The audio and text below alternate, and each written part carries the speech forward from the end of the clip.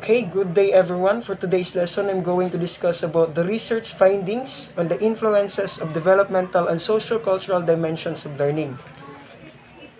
So, I have some questions to you. What is research findings pala?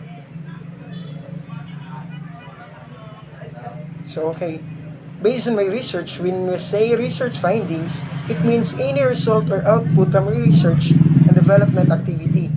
And it includes the new improved product, design, and invention. Or shall I say it is the totally outcomes rather than the conclusions or recommendation down from them. Next is how does sociocultural factors influence the development? So, for me, when we say the socio-cultural factors, it influences the development by providing it with a context. The variable experiences of individuals during their development are dependent upon the social and cultural backgrounds. These factors include the conditions at home, the quality of schooling, and the interaction with peer groups. So now let's move on to our introduction. Man by nature is a social being, and as such, the social nature has been studied and used as basis to explain many of his behavior. Second, studies have been conducted along the socio-cultural dimensions of learning to gather data as a proof to the veracity or strength on that theory. Third is research finding also give ideas and provide knowledge to the practitioners so that they could use and apply this to effectively deal with the classroom situations or come up with effective searching methodologies, especially as they reduce or relate to the sociocultural dimensions of learning. And the last but not the least, this chapter presents researches done on the developmental and the sociocultural dimensions of learning. To sum up that introduction, it simply says how studies have been conducted through the use of sociocultural dimension in order to have a proof in a certain research and also to have a strong and credible research or learning point. Research is a systematic and orderly way of studying and looking for new information meant to add and to build up existing knowledge.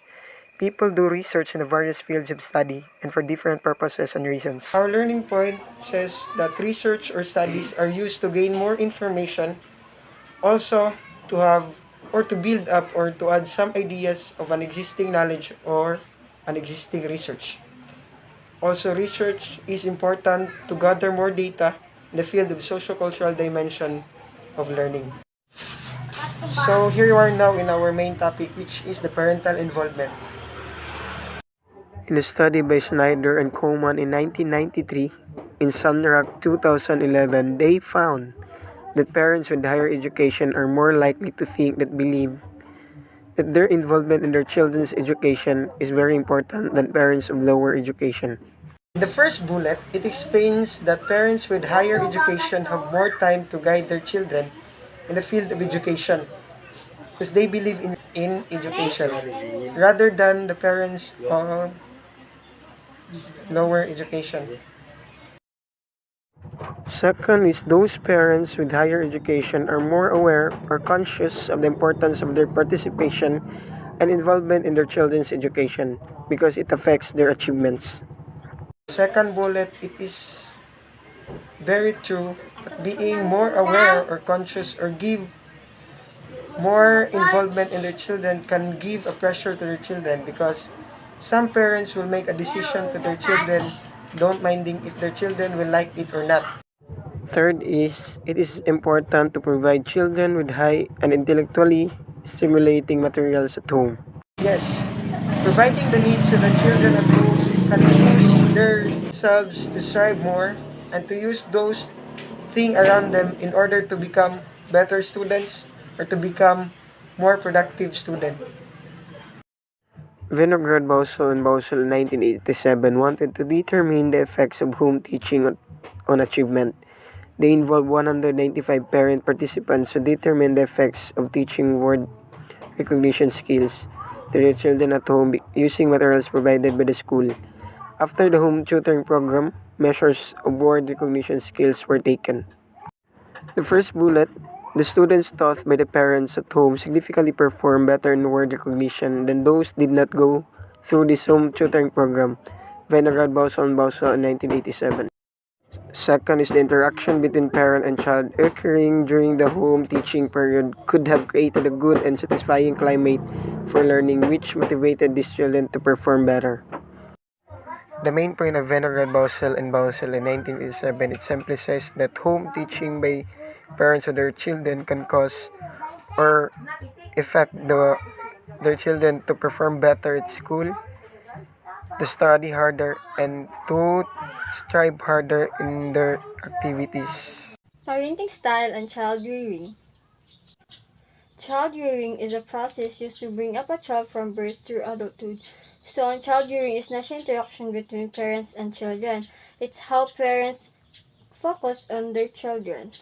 So, Wigfield et al. 2006 and Suntrack 2011 found the following parenting services to result in improved motivation and achievement. First, knowing enough about the child to provide the right amount of challenge and the right amount of support. So, as a parents, you should know about your children. Dapat kabalo ka sa mga butang kung asa kabalo imong anak para mas masuportahan nimo imong anak, ana nga butang. For example, nakita nimo nga kabalo imong anak sa arts. So, pwede nimo siya palitan ng mga arts materials para mas ma-develop niya na nga skills. So, napakita nimo ang imong suporta sa imong anak, tapos pwede pag mo mag-drawing together. So, nag-band na mo, namoy banding, tapos, nag-create ka na og interaction sa imong anak. Second, providing a positive emotional climate which motivates children to internalize their parents' value and goals. So, as a parents, dapat positive ka sa imong anak. Like, i-motivate nimo ang imong anak nga butang. Like, kaya nimo nak, mabuhat na nimo nak, para ang ma-mindset to sa imong anak is positive pod. Like, makahunaw na siya nga, buhaton ko ni para sa kong mama o papa. Kaya ko ni para sa ko ang mama o papa. So, nag-provide ka og positive mindset, sa imuhang anak. And third, modeling motivated achievement behavior, working hard and persisting with effort and challenging tasks. So, kanidiri is, kumbaga, ikaw ang model sa imuhang mga children. Like, sundugan nila kung saan makita nila sa mga, like, kung makita nila nga, hardworking kaya ako ang parents, so dapat ako po, tarong po ko. Kumbaga, sundugan nila kung unsa ang makita nila sa imuha as a parent. So, ang achievement and behavior sa anak is, nagdepende lang na siya kung giunsa sila pagpadako sa ilahang parents. So, Diana Bumrind, an expert in developmental psychology and parenting, has identified 4 parenting styles. First is the authoritative parents. So, they are the parents with high responsiveness and high demands. They are responsive to their child's emotional needs while having standards. So, sila ang mga parents nga nurturer and listeners. Second is the authoritarian parents. So, they are the parents tend to be the strict parents. Daghan sila og rules and regulations but they do encourage to open for discussion between sa ilaha and sa ilahang anak. Third is the permissive parents. So, they are the parents with high responsiveness but has low demands on their children. So, nagya po ni sila rules and regulations pero dili kayo sila as in strict. Mo ni sila mga chill parents. Kumbaga, ang ilahang banding silang anak is mura lang og igsuon.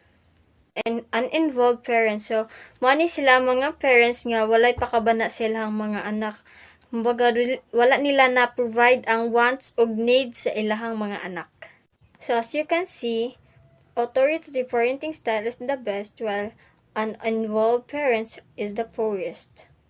According to Mooney 2013 and Kingsley Nyarko, children who were raised under authoritative parents has a good performance academically. Provision for specific experiences at home. This is where parents teaches their children at home to influence the interests and motivate their children.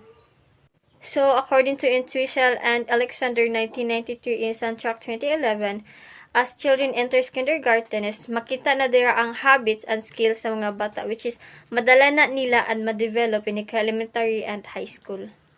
So, according to Mariah Evans, having books at home is very important para ma-practice na ang reading skills sa mga bata sa balay palandaan and also to determine the children's academic and educational level.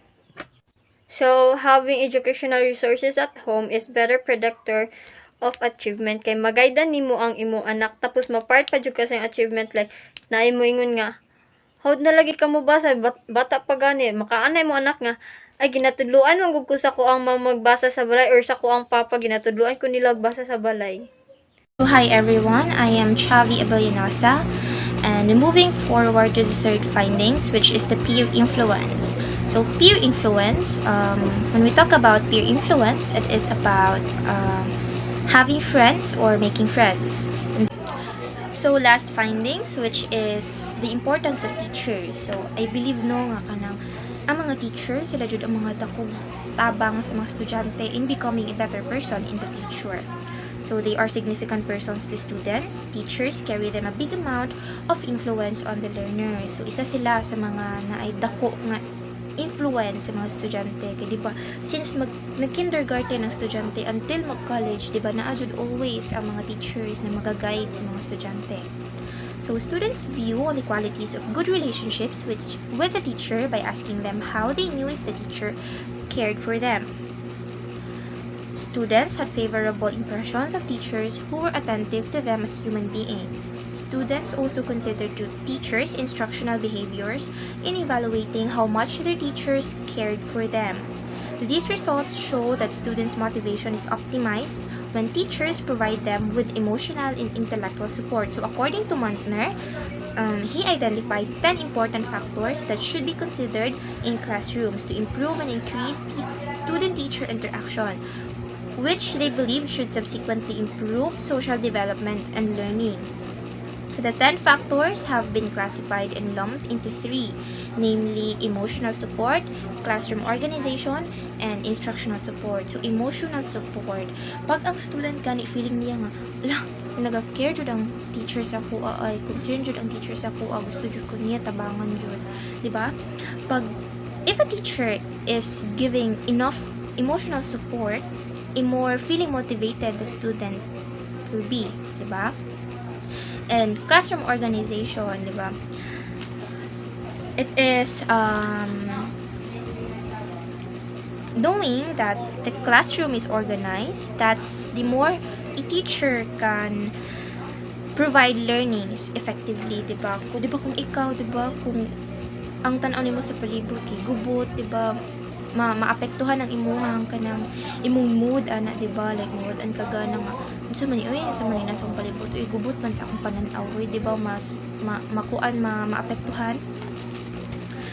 And lastly, instructional support.